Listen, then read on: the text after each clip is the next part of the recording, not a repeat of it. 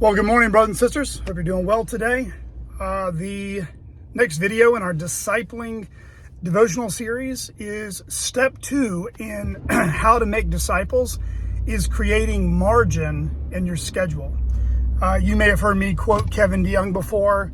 I may botch it up. It's a pretty simple quote, but he says a schedule is one way what we determine or what we're going to lock in and say no. In other words, a schedule reveals our priorities.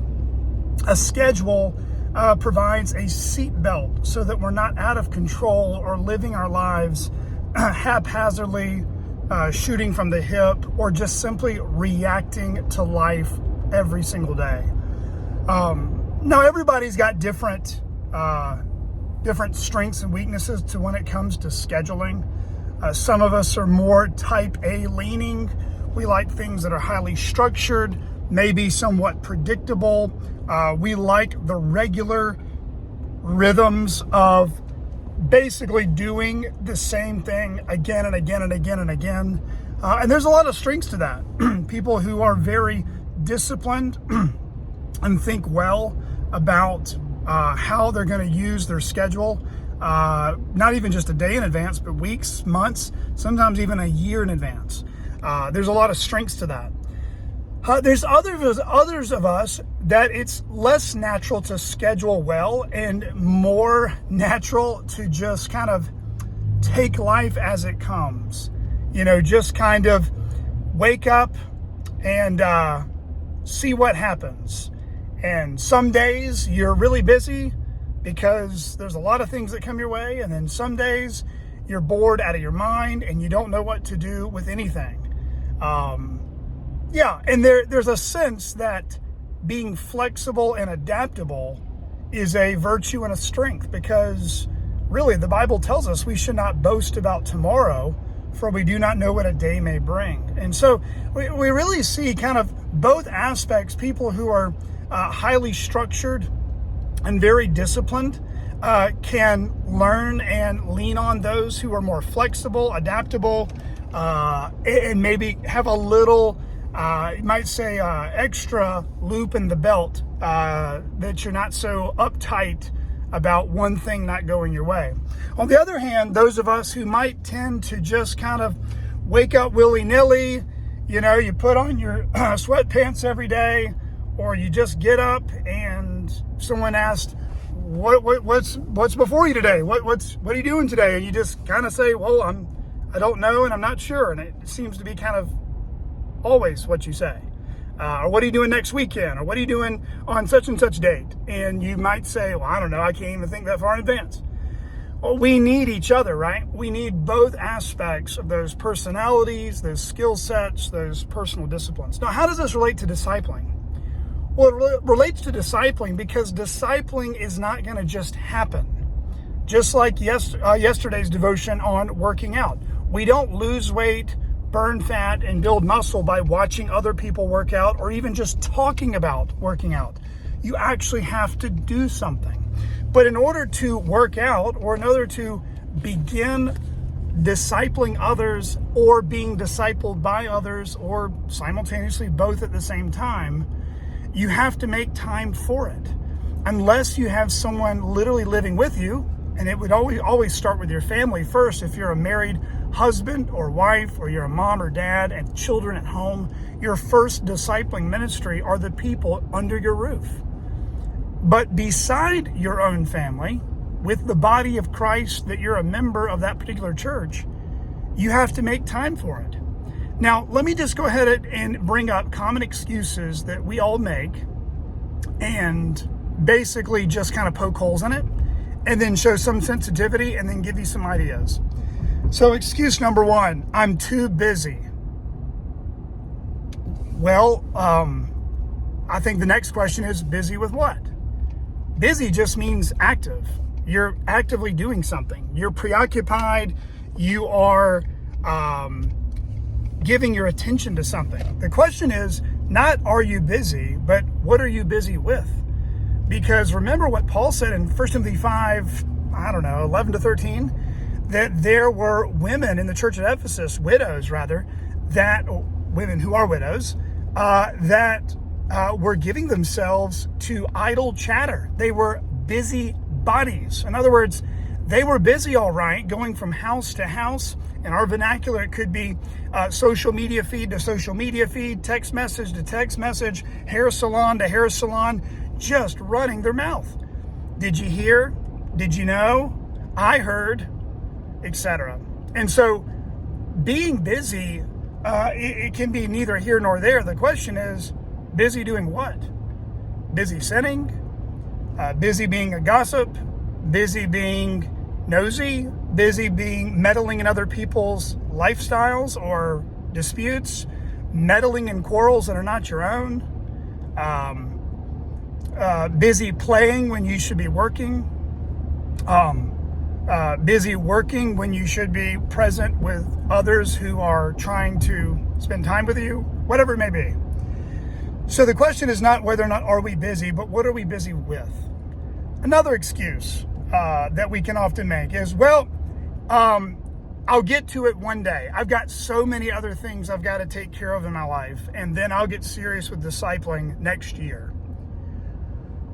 Well, brothers and sisters, unless we're deployed overseas and we're in active combat, or we're on the, kind of a naval ship somewhere in the Pacific and we're away from our church, or we are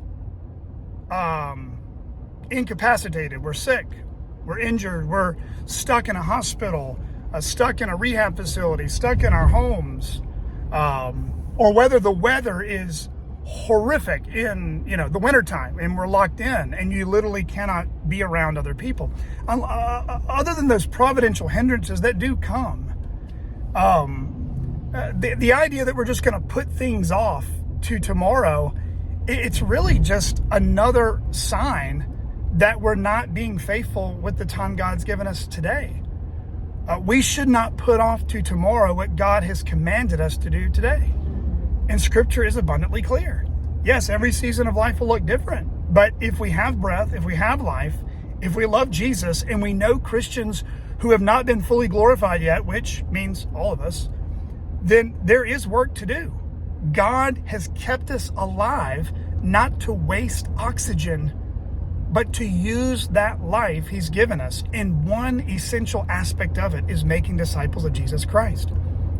I think the third option, third excuse I've heard before is, well, I would like to, I'll make time for it, but everyone else seems so busy. Let me eliminate that excuse once again. Well, number one, perception is not reality. Perception is not reality. Appearances can be deceiving, or we can be deceived. Sometimes we think, man, that person, they look stressed, they look tired. I think the last thing they would ever want is to have a discipling relationship with me. Or, man, wow, that person's got 3, 4, 5 kids. That person works 40, 50, 60 hours a week. That person, etc., and so forth. And we assume they will say no, or we assume that they don't have time, or they would not be interested. And so we don't even say anything. We don't even ask. And then on top of that, not only do we not ask and we assume those things, but the reality is, discipling takes initiative. If we just sit back and pray and just kind of do nothing, we don't keep our eyes open, we don't engage in conversations, we just kind of have this lackadaisical attitude that, well, I'll do it when it comes to me, or when it comes natural, when just God puts it in my lap. I think we're going to miss out on a lot of amazing opportunities. We shouldn't be looking for signs and wonders. We should be asking God for wisdom, open our eyes, and walk by faith. So with all that being said, the different excuses we could use with regards to time, let me just give you some practical ways to create margin in your schedule. Number one, plan your week in advance if you can. For Julie and I, we sync up generally on Saturdays or Sundays, and we look at the calendar week ahead of time. And I got in this discipline probably 10 plus years ago of marking out things that are largely non-negotiable. Meetings that have to be had, teachings or lessons that I've committed to, events at my kids' school, sports, doctor's appointments, dentist appointments, just things that you have to get done. And then beyond those things, we sync up on what hers is and what mine is. And then we move on to the next aspect is, what is it going to look like to have family time? Monday night, Friday night, what does that look like? And for our family, we've decided that we're not going to compete the family against the church. We're not going to pit these as enemies against each other. We're actually going to see these as expressions and interdependent relationships where our family needs the church, and yet the church is not my first family. And so how do we do that in our family? Well, instead of segmenting our life away from the church and just saying family time is just us only all the time, we enfold other members of the church into our home. So if life is busy for us and we got sports 3 nights a week and church twice a week and this and that and counseling and all sorts of things, well, then let's just have people join the train, join the speedboat. Don't wait till life slows down and you're a pontoon boat. Just tell them to jump on the speedboat and let's go. So invite people to your kids' soccer games, or your baseball games, or basketball games, or volleyball games. Invite your friends that you're discipling to events you're already going to. Invite maybe a friend on vacation, or go on to a conference together. Go shopping together, grocery shopping together, pleasure shopping together, sports games together. Those are a part of those discipling relationships. Just keep doing what you're doing, but allow other people in. And so one verse that I would say, if you would say, Blake, what's one verse that you keep in your life to create that margin? Well, 1 Thessalonians 2 verse 8 would probably be the number one text about time. And Paul says, being affectionately desirous of you, we were ready not only to share with you the gospel of God, but our very lives. In other words, discipling is not just the transfer of information, Bible knowledge, or propositions. Discipleship is truth and love being expressed through personal, interdependent relationships. Friends, that's what God's design is. And the only way you and I can experience that, we have to make time for it. Plan in advance. If it's 30 days, if it's 2 weeks, if it's 24 hours, whatever works for you in your life, in your stewardship, make it happen. Get up extra early, go to bed extra late, carve out meal times, breakfast, lunch, and dinner. Get creative. If it's 30 minutes with a person, if it's an hour with a person, if it's 2 hours with 3 families, whatever that looks like, a house visit, or having them over to yours, lingering before and after the service. One example I'll give you that was, I thought, commendable of this, back when we were at Capitol Hill Baptist Church in D.C., there was an elder named Dave Sutton, and he had a family, I think of 3 children, and they were all kind of grade school into their teenage years. And one of the things that Dave did is they lived in Northern Virginia, about 40 minutes away from the hill. And when traffic was bad, it was a long ways to get to the hill. And so what they determined to do, because a lot of the members didn't live in Northern Virginia, though a good bit did, they would come to church in the morning, but they wouldn't go back home during the afternoon because evening service was at 5. So what did they do? Well, they thought ahead either the day before or the day of, and they would see, hey, what family or what single person could we enfold into our life to go out to lunch? So pretty much every Sunday, they invited someone to church from church to lunch. Sometimes they planned 24 hours in advance. Sometimes they did it right there in the gathering. Hey, you want to go to lunch with my family? And then they would linger at someone's house or in the community doing something as a family until the evening service. Because if they went back home, there was a likely chance they wouldn't come back because of how far they lived. And so, friends, you think about that. Why did the Suttons do that? Well, I don't think it was necessarily they were type A, but I think they understood something. The Lord's day is not our day. The Lord's day is his day.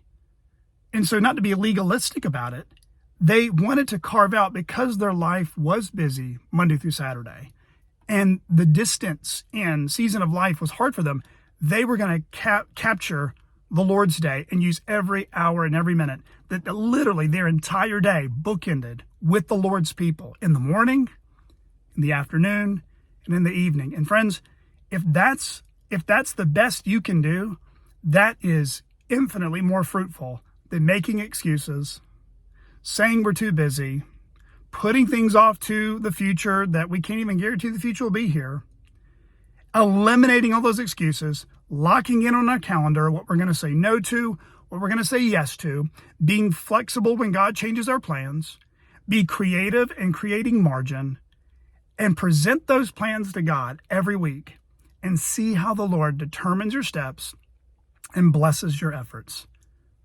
God bless.